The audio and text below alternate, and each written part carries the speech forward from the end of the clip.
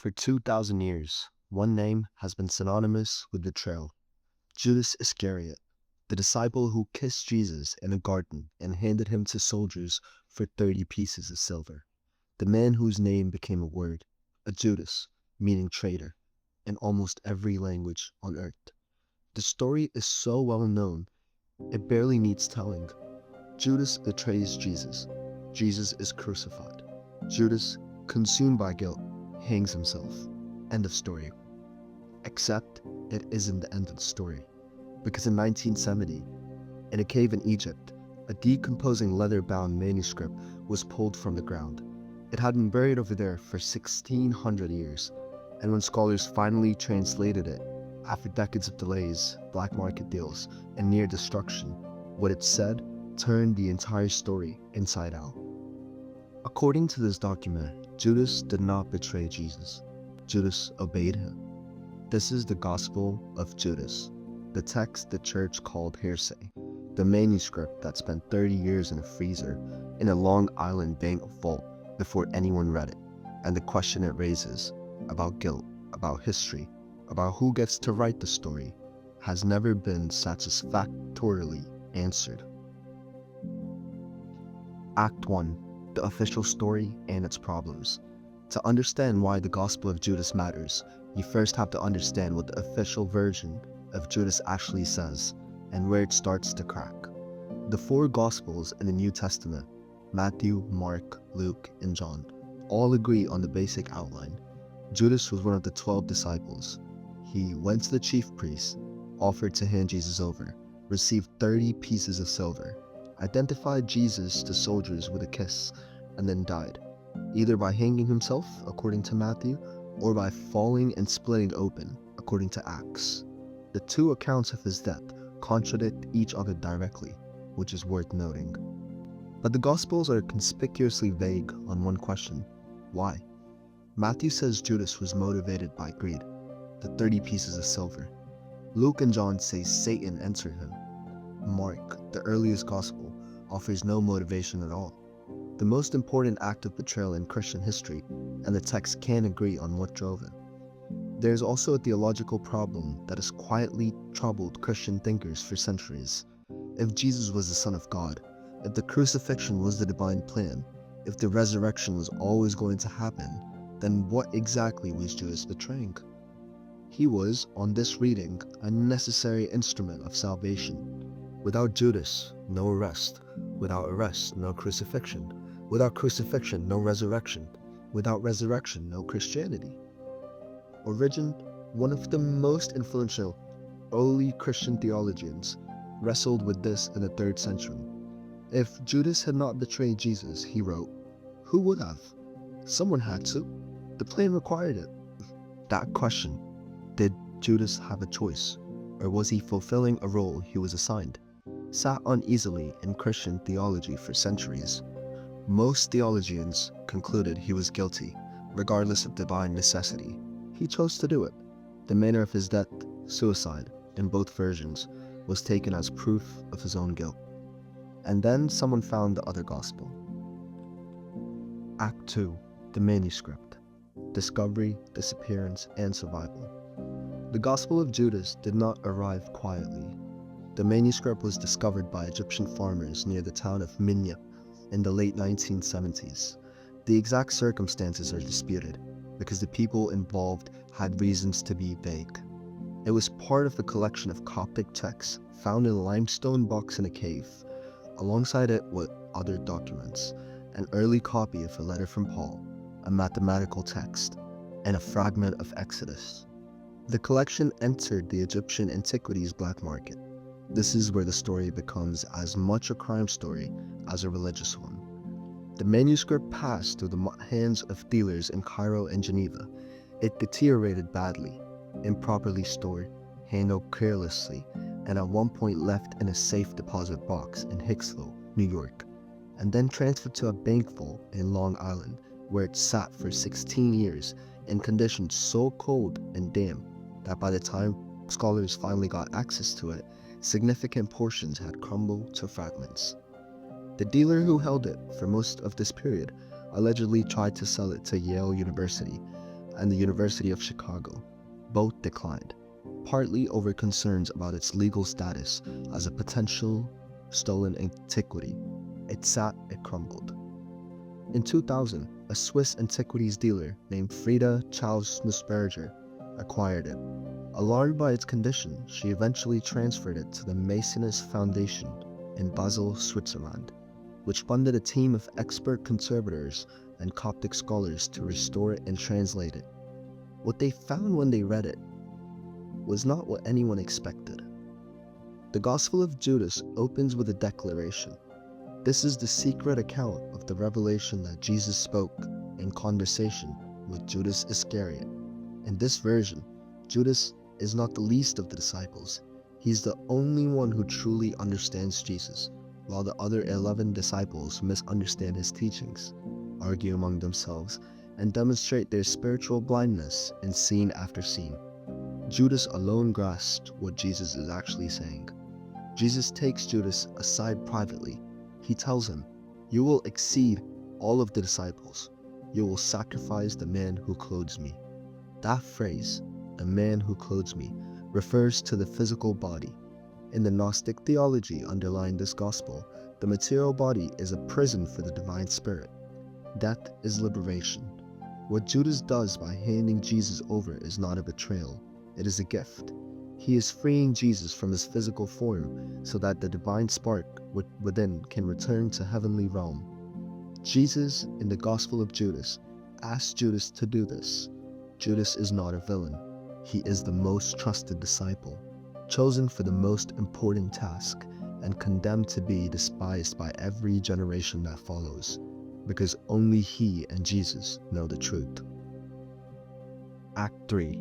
The Gnostic context. Why this gospel exists. To understand the Gospel of Judas, you have to understand where it came from. In the 1st and 2nd centuries after the death of Jesus, Christianity was not one thing.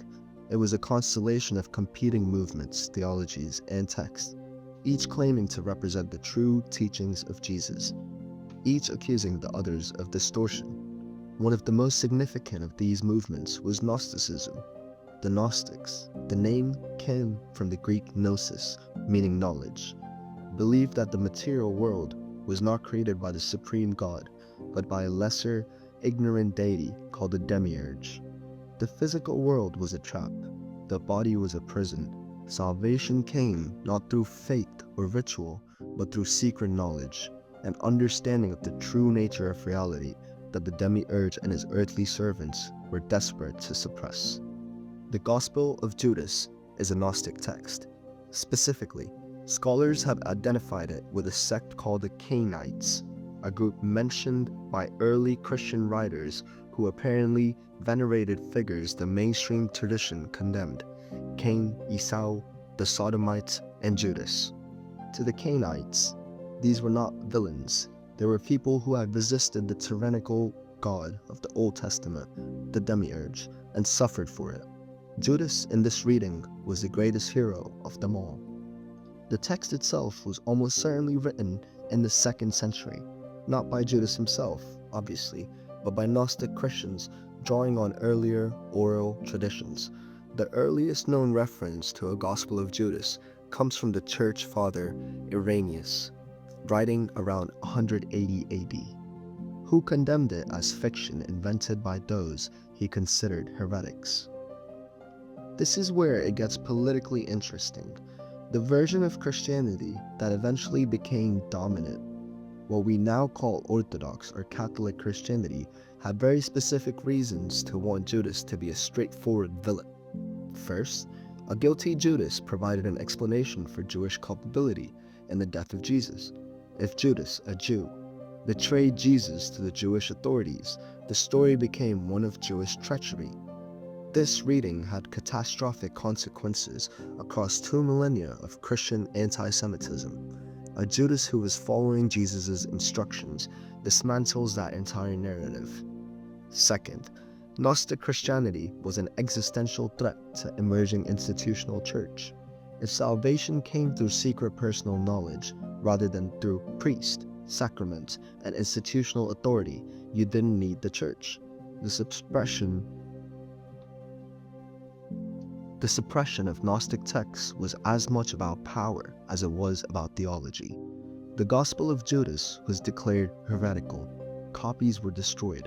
The one that survived did so by being buried in an Egyptian cave, possibly by someone who understood exactly what they were hiding and why. Act 4. The debate. Is any of this true? Now, before anyone concludes that the Gospel of Judas overturns 2,000 years of Christian theology, there are serious scholarly objections that need to be heard. When National Geographic published the first translation of the Gospel of Judas in 2006, it was accompanied by enormous media fanfare. The translation presented Judas as a hero, the obedient, enlightened disciple chosen by Jesus for the supreme task. But within a year, other scholars were raising serious questions about the translation itself. April DeConnick, a professor of biblical studies at Rice University, published a detailed critique arguing that the National Geographic team had mistranslated several key passages. The most significant, the word diamond, used to describe Judas, was translated as spirit, a positive term. DeConnick argued it should be translated as demon. Under her reading, Jesus is not praising Judas. He is telling Judas he will be cursed, that he will be the 13th demon, that the other generations will curse him. Under DeConnick's translation, the Gospel of Judas is not a rehabilitation of Judas at all. It is a Gnostic text that presents Judas as a figure of cosmic evil, different from the Orthodox version, but not a hero. The debate between these two readings has not been resolved. Different scholars examining the same fragmentary Coptic text reach opposite conclusions. The manuscript is damaged enough that certainty is probably impossible. The authenticity question. The manuscript has been carbon dated to approximately 280 AD, plus or minus 60 years, consistent with the 2nd or 3rd century original copied in the early medieval period. Most scholars accept it as genuine, but the circumstances of its discovery and the decades it spent on the black market means its provenance cannot be fully established. What it cannot tell us. Even if every translation question were resolved, the Gospel of Judas cannot tell us what actually happened in 1st century Jerusalem. It is a theological document, not a historical one, written over a century after the events it describes by people with a specific theological agenda. It tells us what some 2nd century Gnostic Christians believed about Judas. It does not tell us what Judas did or why. What it does tell us, definitively, is that the version of the Judas story most of us know was not the only version in circulation.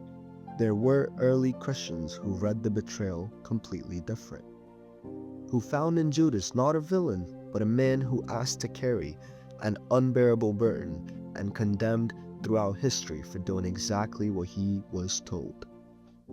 The Gospel of Judas is still sitting in a climate-controlled case at the Coptic Museum in Cairo, fragmentary, damaged, still being argued over by scholars who cannot agree on what it says.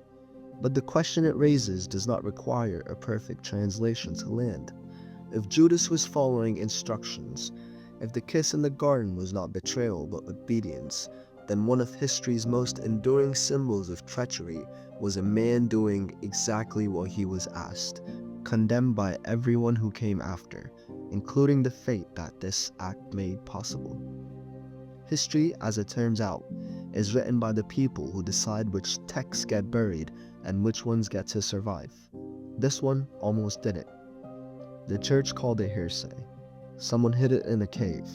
It sat in a bank vault in Long Island for 16 years, and now you've heard it. This is sacred and profane. If this changed how you think about the story, or if you think the church got it right all along, tell us below. We read everything.